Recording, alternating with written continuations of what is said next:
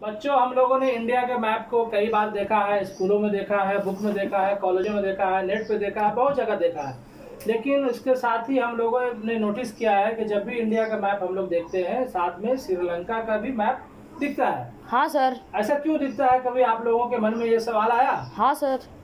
तो उसका जवाब आज हम लोग ढूंढते हैं, क्यों श्रीलंका का मैप आता है। हालांकि हमारे बगल में ईरान है, पाकिस्तान है, अफगानिस्तान है और भी अदर कंट्रीज है, लेकिन उसको हम लोग नहीं दर्शाते, नहीं दिखाते। क्यों? सर बांग्लादेश भी तो है सर। बांग्लादेश भी है, राइट, आपने सही सवाल किया, उत्तर दिया, बांग्लादेश भी है। लेकिन हम लोग उसको जब इंडिया का मैप को दिखाना होता है ना, तो किसी भी कंट्री को नहीं दिखाते हैं एक्सेप्ट श्रीलंका। आज उसके बारे में हम लोग जानेंगे क्यों दिखाते हैं।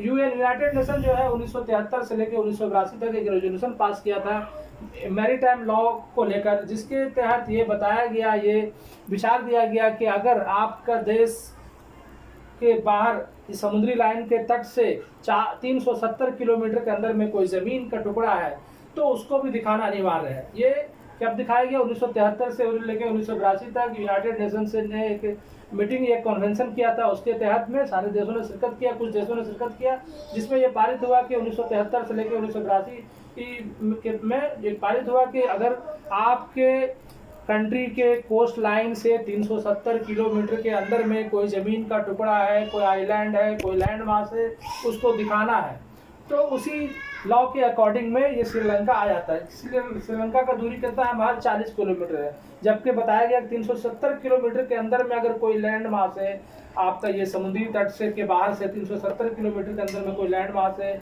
ज़मीन है, आइलैंड है, तो उसको दिखाना है। इसीलिए हम लोग जो है श्रीलंका को ये दिखाना हमारे लिए मजबूरी हो जाता है मैरीटाइम लॉ के तहत में। हालांकि मालदीव्स जो कि हमारा भी पड़ोसी देश है, लेकिन इसकी दूरी कितना है?